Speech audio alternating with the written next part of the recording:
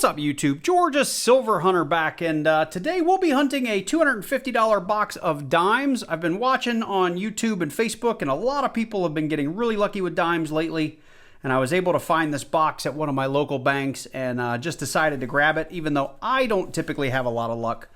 I thought it would be fun to try again. So let me get these open, and unlike usual, I actually did not open this at the bank, so I have no idea.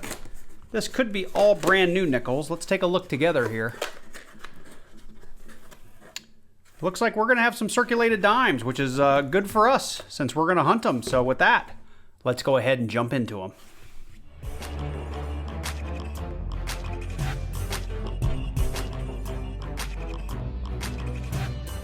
Okay, well, if you've been following my channel for any length of time, you know that I don't really hunt dimes for anything special outside of silver. The reason for that is that dimes are really, really small, they're hard on my eyes, and quite frankly, there's not a whole lot to find. The document that I share in the description below for all of my coin roll hunts does have a handful of interesting things you could look for in dimes. One of them being sort of it's a reverse proof on the, or it's actually like I'm trying to think how to say it. It's the, I think like 68, 69, and 70, or 69, 70, 71. I can't recall off the top of my head, but it basically has the proof die on the reverse. So you see some more definition in the reverse of the coin, especially in the flame, than you're supposed to.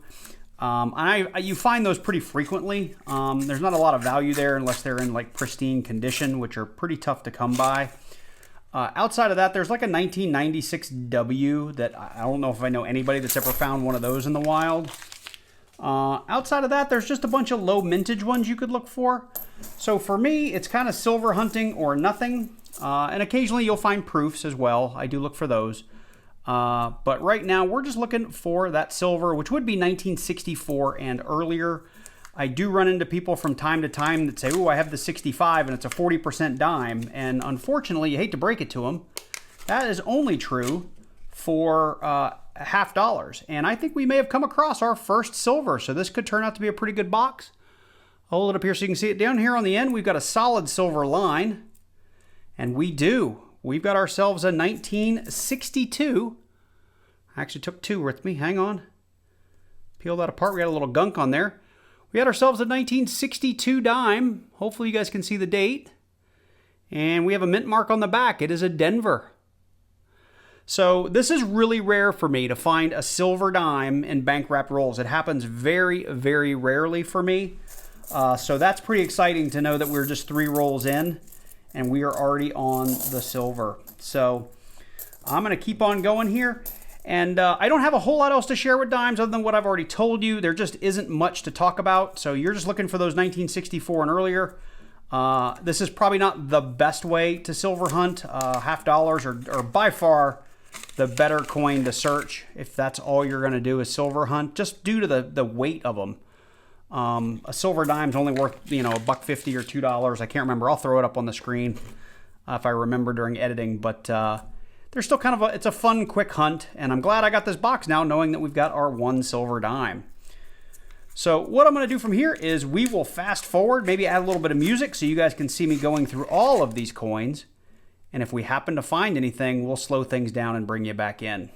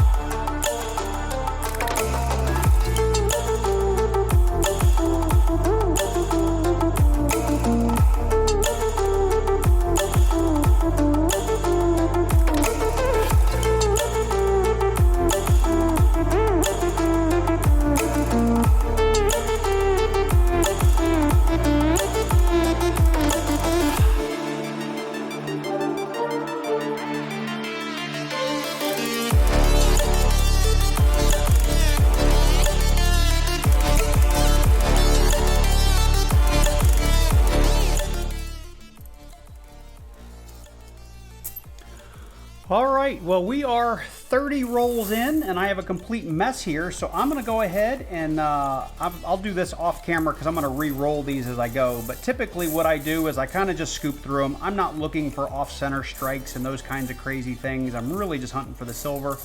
But I'll spread them out kind of like this, and if anything jumps out at me, I'll be sure to bring you in. And by spreading them out, it's kind of easier to find the proofs or anything sort of super shiny and new, or something that's just a little off color, and I'll usually check those again under the scope if they look like they might actually be silver. You can, hopefully if the light's hitting that right, you can see this 1962 has a slightly different color, so that's something that I always look out for as I go through my cleanup. And like I said, if I do find something, I'll bring you in. Otherwise, when you come back, we'll have a clean mat, and we'll have 20 more rolls to dig through. All right, well, we are all re-rolled. We've got 30 rolls wrapped up, and I just wanted to show you guys how crazy dimes are. Now, these, I believe, are Brinks wrapped. I ended up with 5, 10, 13 extra dimes after re-rolling $30 worth, and my silver dime. So $1.40 extra was in those bank wrapped rolls. So not only am I ahead on a silver, I'm ahead on regular plain old dimes, which is pretty cool. So with that, let's go ahead and get into these next rolls. And like the first 30, I'm going to go ahead and fast forward, and we'll slow things down if we happen to find something.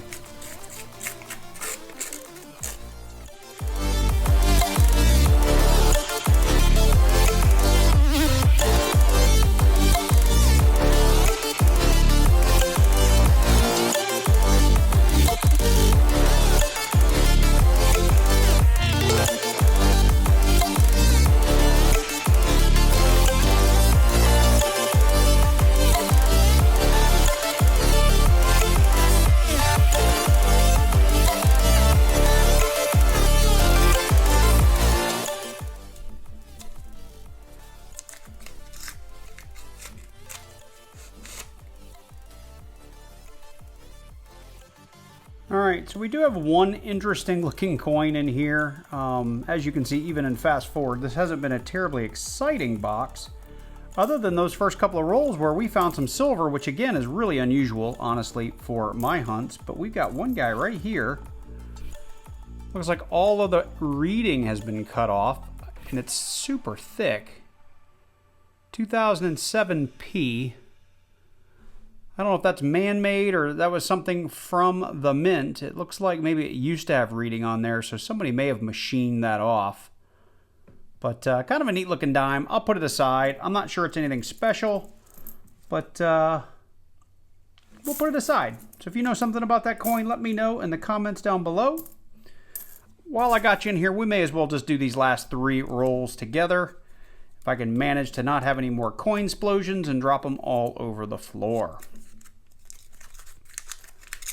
See, this would be roll number 48. If you are new to hunting dimes, this is pretty typical. A lot of times you'll see guys on YouTube that do this, go 3, 4, 5, sometimes 6, 7, 8 boxes in a row without finding any silver. A lot of coin roll hunters swear by hunting only customer wrapped dimes. I typically find more silver in customer wrapped dimes than I do in bank wrapped, but I've just seen so many people lately getting bank wrap scores that I thought I would give it a shot. And the bank actually had a box, which is pretty rare, so I went ahead and took it. Almost lost it. Can we get some silver in the last roll? And the answer is no.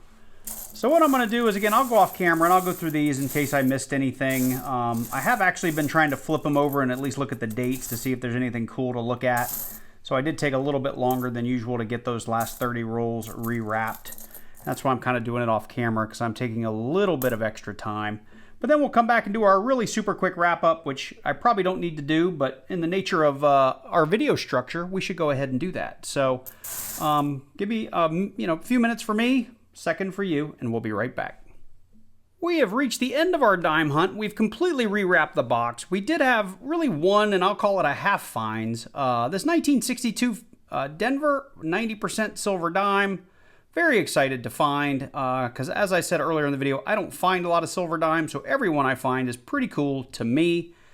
I would call this like a dryer dime. I mean, we see half dollars like this all the time, but honestly, this looks like somebody may have machined this off or taken a knife to it, so probably nothing too special, but just thought it was interesting looking.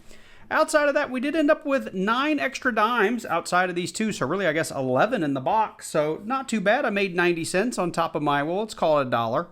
We made $1 on top of our silver dime, and I will throw the current melt value or spot price value of that dime on the screen so you guys can see that if you're unfamiliar with what a silver dime is worth. So with that, I hope you did enjoy this one. Dimes are always kind of interesting to do because they're pretty quick hunts. It actually takes me longer to rewrap them than it does to hunt them, but it is what it is. So if you like this one, let me know. Drop one down below. Leave me a comment. While you're down there, click that like button. If you're new to the channel and you like coin roll hunts, make sure you do click on that subscribe button and then click that little bell and select all so you get notified each and every time I do release a new video. Special shout out to all of my channel members. Really appreciate you guys' support. It helps out the channel quite a bit. And I think that's it. This weekend I did pick up a bunch of different boxes. I've got quarters, I've got nickels, I had dimes. I even picked up a penny box, which I haven't done in quite some time. So lots of coin roll hunts coming in the next 5 to 7 days. And of course, we will be getting ready for our 8,000 subscriber giveaway live stream. So stay tuned this weekend for more information on that. So you guys take care, and I look forward to seeing you in the next one.